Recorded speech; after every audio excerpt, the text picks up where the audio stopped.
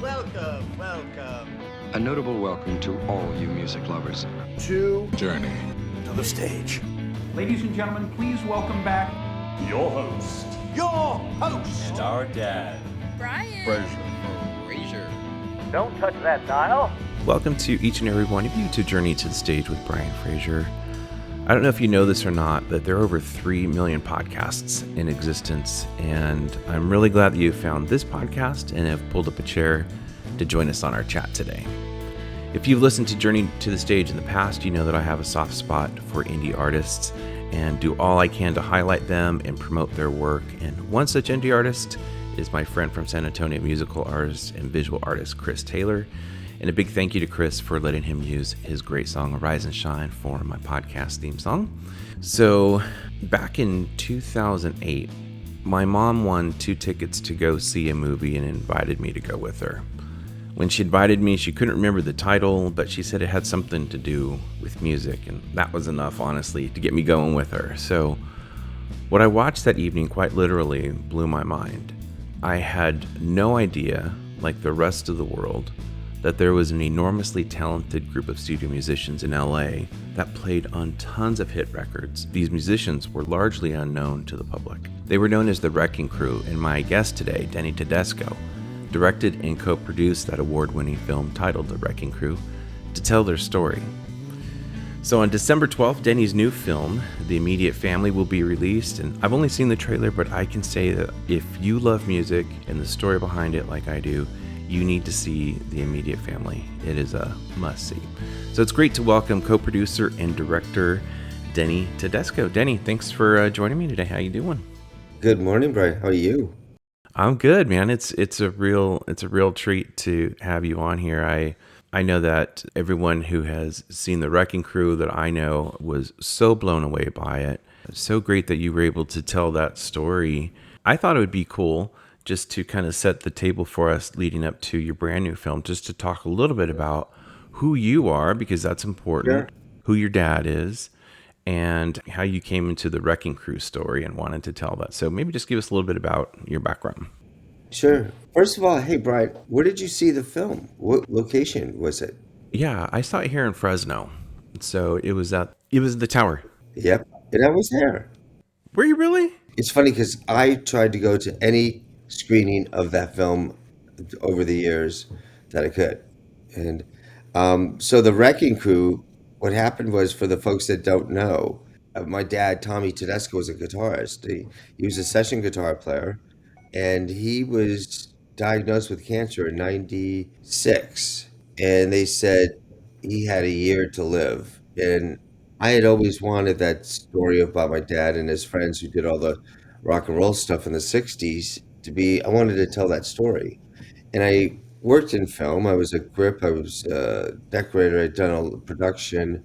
I was producing stuff, rock and roll videos and stuff like that. So I got my friends together and started this documentary, well, at the beginning of his diagnosis. And unfortunately, Dad never got to see a bit of it because he passed a year later.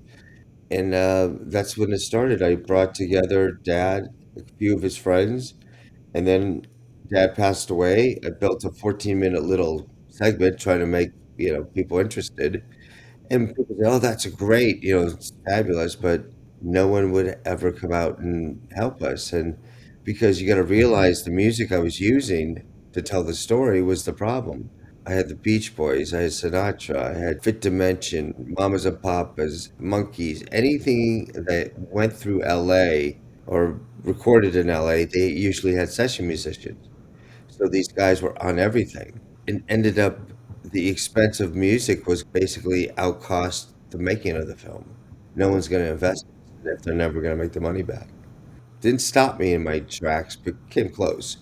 I just kept going slowly and slowly. And then 2006, 2 years before you saw the film, my wife, Susie, basically felt like we just made the most expensive home movie ever. All I had was footage. I had footage of Brian Wilson. I interviewed Herb Alpert. I interviewed Cher, Nancy Sinatra, Dick Clark, you name it, I interviewed them. But I describe it like this, and you have a property overlooking the ocean, but nothing's built on there. Until you build it, you can't sell it or live in it. And that's where I was at. I had the plans, I had the wood, I had everything to go, but I just couldn't. So that's when we just decided to cut a film. And we got into the festivals in '08 and '09.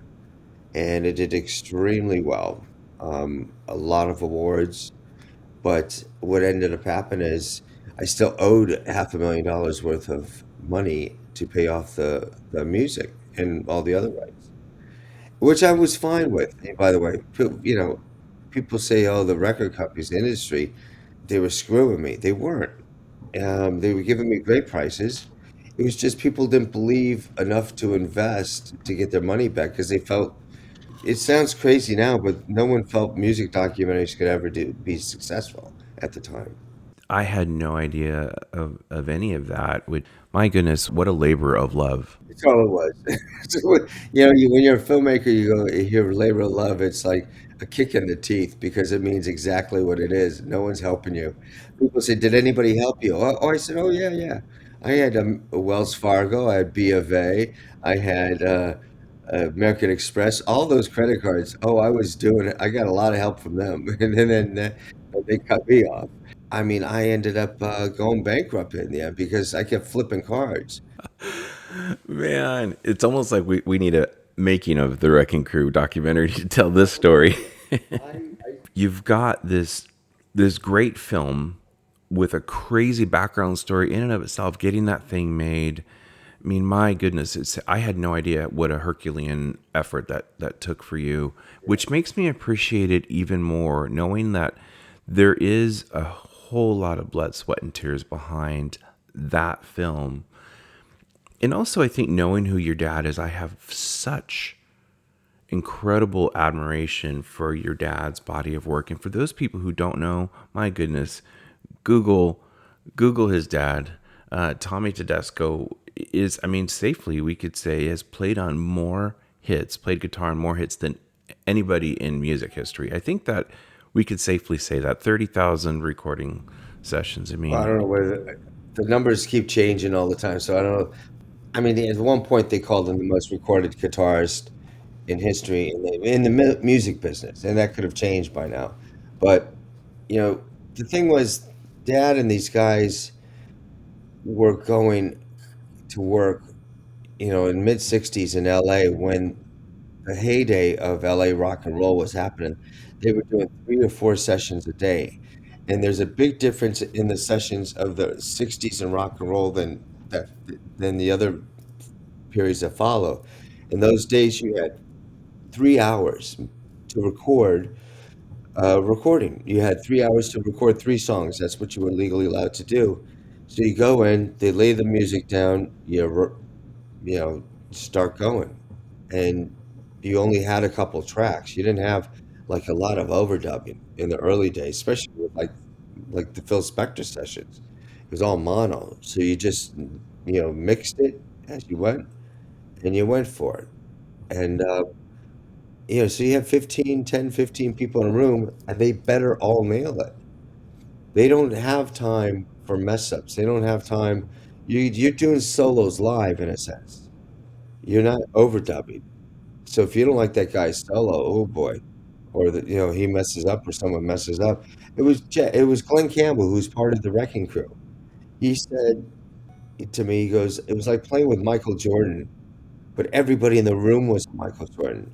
So if anybody messed up, you had to start over. You didn't just punch in at, minute 30.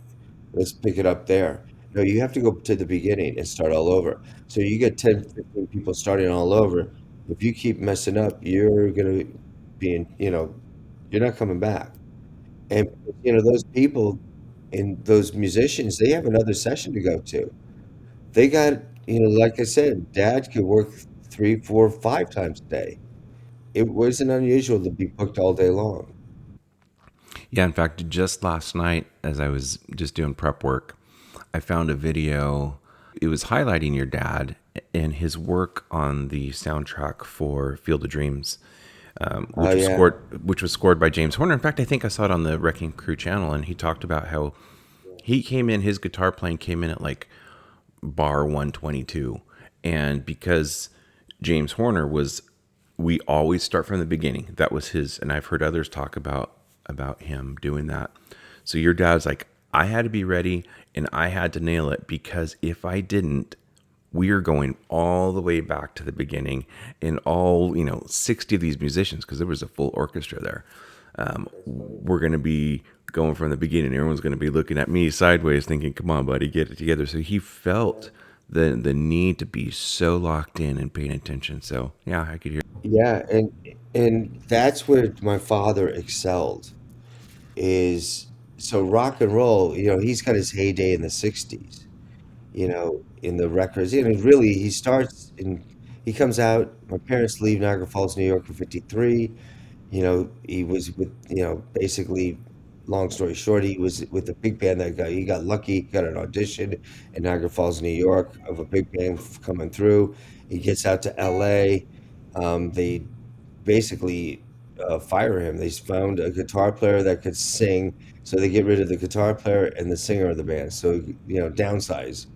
So he goes back to Niagara Falls and he's like so depressed, doesn't want to stay because he'd already been to LA, saw people working in studios and saw, met musicians. So he is so ashamed to be fired. He picks up and goes to LA with my mom and my older brother. And that's where he starts his career. And by '58, he's starting to work, little gigs here, and he starts building up a reputation. And he can read, and he's really, if I got anything from my father, it's being, I don't play guitar, by the way. I don't play an instrument. So that I did not get. And what he did was he worked at it every day, practiced every day. And he would go 8, 10 hours until he, in those days. And that's when he got to LA, because he wanted to do it. And so what he ended up doing was he became really an amazing reader, and where other guys didn't read as much or as well, and for some reason he had the knack of it. And so when he got to '60s, the rock and roll stuff, that's easy, blah blah blah. But then rock and roll starts fading away. But now he's one of the few guys that makes that transition into film and TV, and that's where he really excels, and his career goes for another 20 years. Yeah, his credits for television are incredible. I mean, really, and so many Yeah, iconic theme songs, like the Batman theme song. I mean, there are just a ton of them. It's like you almost hate to mention one because there's a massive list. But yeah, basically, my childhood. I mean, effectively. yeah. It's pretty funny. It's pretty funny. And, and someone asked him, what would you want to be remembered for? And I always remember this. His line was, there was 8 other guitar players that could do the Batman theme or Green Acres theme, whatever, because it wasn't that difficult. But when John Williams or James Horner or Henry Mancini are asking you to book yourself 2 months in advance because there is a movie, let's say River or Field of Dreams, and it's a piece that's going to be, or Cocoon, which was another James Horner film, when they're asking you to put yourself on hold in September, the first week, that means they're calling you. They're not calling for the guitar player, and that means everything to the guy. And that's what I meant to my father, because there was maybe one other guy that could do what he was doing, because he had something very special. He could read and play the acoustic guitar like so beautifully. His interpretation, it was phenomenal. And I'm not just saying this because I'm my son. His friends said that. Yeah, well, and his legacy, his body of work, in so many ways speaks for itself. Although it's great to have that highlighted and amplified by the work that you've done, especially through the Wrecking Crew film. So that's some great background. Tell us how we go from that massive labor of love for you, the Wrecking Crew film, award-winning, amazing, eye-opening, incredibly informative and entertaining. When you can do both in a film, mission accomplished, right?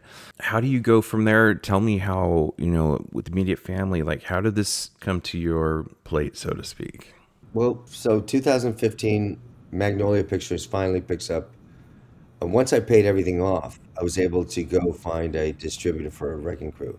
So that came out in 2015. It went to theaters and Netflix and everywhere else, and it did extremely well. Music docs continue to be doing well at that point, but no one's calling. I was always concerned about, am I ever going to work again, because no one's ever going to think of me as a director, even though I worked in film. And so people had a lot of great ideas for documentaries. Every day there's a great idea. And then producers Jack Pyatt, Craig Richling, and Jonathan Sheldon came to me and said, would you be, hey, love the doc, da da da da. Would you be interested in this story?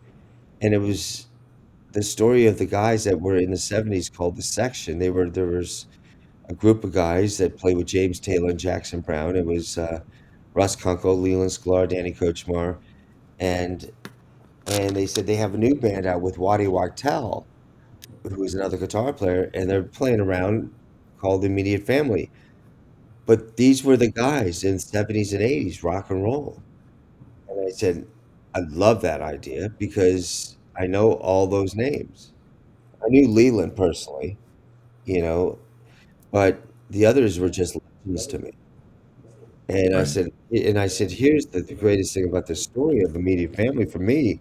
I said, at the end of Wrecking Crew, I went to the producer Lou Adler. I said, did you, who did all the Mamas and Papas, and he did Jan and Dean and stuff with the Wrecking Crew guys. I said, did you make a conscious decision when you did Carole King's Tapestry?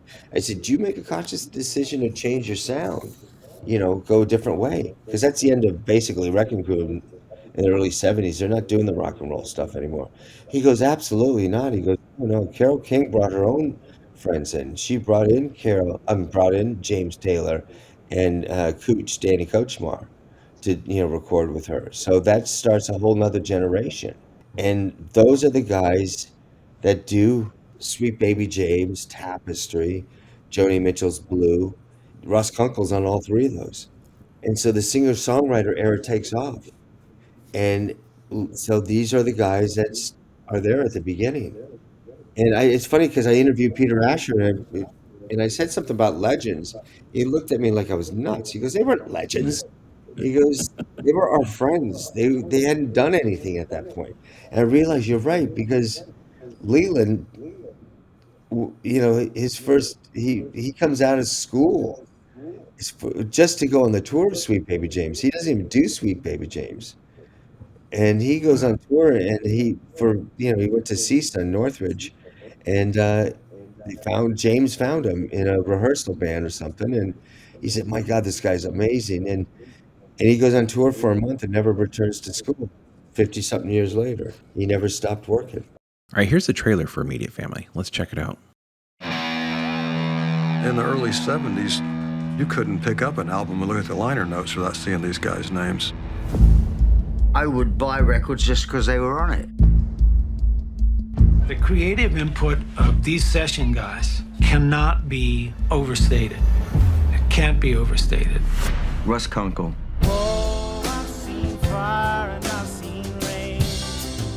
Danny Kortchmar. And it's too late, baby, now it's too late. Leland Sklar. Waddy. And the days go by like strand in the wind, in the web that is lost. They were just musicians we knew, and they gradually became legendary session musicians. My main goal was to not get fired. Tapestry, the whole thing was done in 3 weeks. 3 songs in one day, and we didn't piece together the best. No, it wasn't overdubbed. Look, we were all in our 20s. No, there was no sleeping. Each album became like what's the next thing they're gonna do?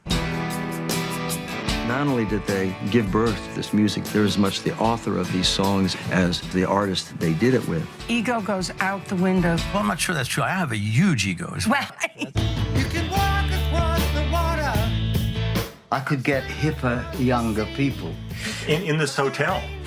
Yeah. But these are the people that play it best.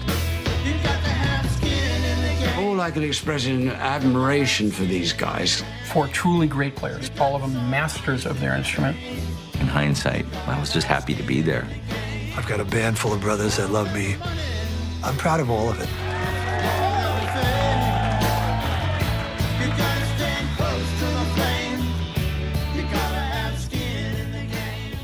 That's incredible. And you look at that period, that singer-songwriter period, it is, I think, obviously such an exceptional period in American music history. There's just been nothing like it. And you think they launched a genre. I mean, Oh, totally. Everything changes. There's so many things that change in that period. Technology changed. FM radio comes in. FM starts playing LPs. We have 5 songs on one side, 5 songs on the back side. Just telling a story. So artists are writing towards that. So now the audiences are getting involved with not just singles, which is what the music business was based on. If you in the 60s, if you had a single, you had a couple hits, you put an album together. But you weren't concentrating on every song being a hit. When Carole King is doing Tapestry, James is doing Sweet Baby James, they're working on those albums for 2-3 weeks, maybe before they even record. The music is changing. It's better, produced in terms of they're taking their time. The musicians they can contribute more. They become family. They're doing these albums. Then they go on the road with these groups. Because now they could support the album they just recorded. In the 60s, Dad never left the studio. You do not go on the road in 1966 or 67. You didn't leave the studio because you weren't going to make that much money. And if you left the studio, so-and-so is going to take that place and take that account. You're not getting it back. and being on the road is hard anyway, and being away from your family. So yeah, no, Yeah. I could see that. Now, I look at the list of people that you interviewed. You alluded to it. I mean, you've got, among others, Carole King, James Taylor, Linda Ronstadt, Jackson Browne, Phil Collins, Don Henley, who really does not do interviews anymore, No. Stevie Nicks, and David Crosby, of course, who has since passed away. How hard was it for you to get these people booked? Each of them are megastars. How did you do that? So I would love to take the credit, but I can't. And this is here's the thing: is I go in for the meeting with the guys, to pitch the idea of the band, to the band, and they bite on it. And my spin on it, I said, here's the thing, guys: we already know it's going to follow up from the Wrecking Crew. I said, I don't want to do a copy of the Wrecking Crew because you guys are obviously, it's a different era. You are different. I said that I want to highlight the changes. I want to highlight the fact that you guys never stopped playing. You played live. My dad, those guys never played live, like I said. You guys are epitome of rock and roll. They're real rock and roll players. My father was not a rock and roll player. He played rock and roll, but that wasn't his thing. The other spin, by the way, is the idea that they're called immediate family. At the beginning of the Wrecking Crew, in my voice, I did the VO. I said, this is the story of my father and his extended family, the Wrecking Crew. And I realized that's the key to all of these stories is family. They're brothers and sisters and whatever. It's a bond that they have. Sometimes it's not great, but it is a bond. So they said yes. And the next day, they said Carole King can be interviewed in 3 weeks. I went, oh my God. I went, okay. And I was not ready for that. It's like I just pitched an idea. I really don't know my stuff at this point. Do I really know it? So I start reading and playing and music, and I'm at least I'm not totally going from scratch. I have an idea, and I know the names and stuff. Then within 2 months, I had Carole King, Jackson Browne, Linda Ronstadt, James Taylor, Phil Collins, Lou Adler, and probably a couple others within a couple months in the can. And that is because all of those people, when the guys reached out to them or management reached out to them, they all said yes instantly. Because, Linda at this point, and she's not in great shape. So for her to say it is amazing. And like you said, Don Henley. Don in Danny Kortchmar. Danny produced his first 3 albums, and they're both very opinionated people, and very, as my grandma would call me, testadure in Italian, which was like stubborn head. They had their relationship lasted 3 albums, but I know it was hard, but Don Henley has such respect for Danny that he said yes. That's huge. And so I went to Dallas and interviewed him, and he was fabulous. And just before you turn off the camera, he paused. He goes, "I got to give Danny all the credit because I would not have had a solo career if it wasn't for Danny Kortchmar. It was his idea. He's the one that pushed me into it. It's of the guys, the love of these guys, because like I said, they're in the studios for months at a time with these people. They're on the road for months and months and months. As Linda Ronstadt said, it was album tour tour, album tour tour. She goes, then I got to album tour tour tour tour tour. It's interesting because I had an old friend of mine said something to me one time, and it was something like, it's better to give a rose to the living than to pin it on the clothes of those who've passed. Wow, that is brilliant. You're gonna have to write that down because I have a horrible memory, and I will just print it out. No joke. Yeah, I'll email the quote to you. Yeah, it's beautiful. Do you think that there's a little bit of that motivation in you wanting to tell their story now that these guys, they're in their 70s, they're still, thank God, very healthy and active. They're still doing what they love to do, not slowing down. But is it part of it to tell that story while they can enjoy the rose? Oh, that's really such a great, Brian. That is one of the most beautiful things I've ever heard. Your audience can't see you. We're on Zoom, but I'm tearing up. My case, to tell the Wrecking Crew story, I think it was my way of holding on to my father, to tell that story. I think I was at the right place at the right time. So yes, and it's funny because I tell people in Q&As, and especially younger audiences when I speak at colleges or whatever, or film schools, or anywhere, tell people, go interview your parents, your grandparents. You don't have to make a documentary. Just grasp the stories, because once they're gone, and you won't get it back. And everybody's got the chance to learn and remember, to hear their voices again. We didn't have that when I was growing up. We had 8 millimeter, and until 1980, we didn't have VHS.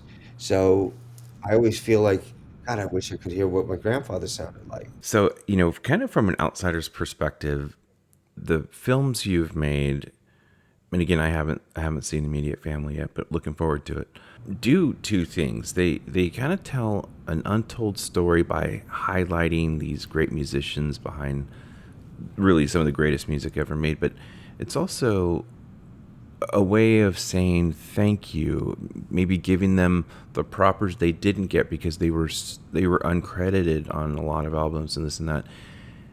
That's really incredible, and I hope that you see, just me as a listener, as a consumer, have such a great appreciation for what you're doing, Denny, and you're telling stories that need to be told. You're documenting some incredible music history. So I'm just glad you're doing these things, and I know you find a great deal of satisfaction telling these stories. But I'm glad you're doing this, man. I really am. Well, I could tell you, it's funny because when we were making the film, and COVID stopped us in our tracks, and so when we finally had a cut, we were still end of COVID, so we were very cautious of being in to show the film to as a group, and we all went to a theater, a small room, and we had the guys, and Jackson was there, and we showed a rough cut. And at that's the scariest part, is you're showing the film the first time to the people you're gonna share it, as their story. And I just remember them just being as silent at the end, like, and I remember Waddy, tearing up. And Waddy's a tough New York guy, guitar player, and he said, wow. He goes, I've been in hundreds of documentaries talking about everybody else. No one's ever, never heard stories about myself, and things like that. And Jackson said, he goes, well, I've known these guys for 50 years, and I didn't know a lot of this stuff, and it made me. I was really proud of that. For us, the producers and myself, we were proud to know that we told their story. So Denny, let's talk about where people can see this. It hits theaters. Tell us all that stuff, and just kind of give us the lowdown of where we can get that information. So the film comes out is December 12th is theaters, and it's basically around theaters around the country, about 70 theaters, and it's like one night only for many, or some will pick it up for a few more days or a week, whatever it is, and that we'll see how that does.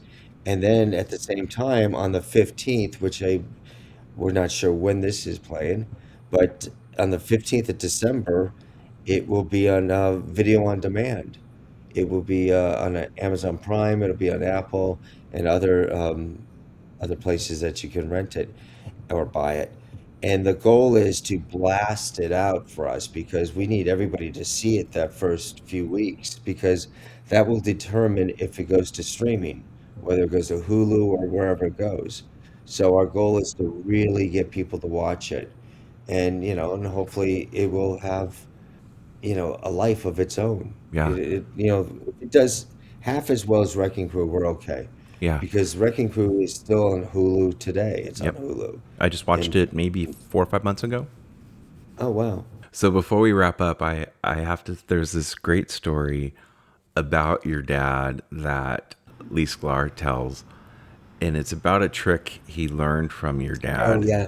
You could probably tell that story better than I could. Yeah. Would you share that with us? Because I think it says so much about your dad and his influence. So Dad, a lot of guitars, like mandolins, banjos, bouzouki, they all have different tunings. Dad was the expert, by the way, he knew how to keep a gig and get a gig and make a producer smile. So he didn't need to be the greatest mandolin player or the greatest classical player. He needs to, as a studio player, he needs to know how to get to where he's got to get to. Lee was talking about either on a movie date or a TV date. Tommy's there next to him, and you got to realize there's baffles in front of all these guys, sound baffles. So the person talking to the musician from the booth doesn't see what the person's holding. He doesn't see the instrument. He just sees the head. He said, Tommy, can you play that on mandolin?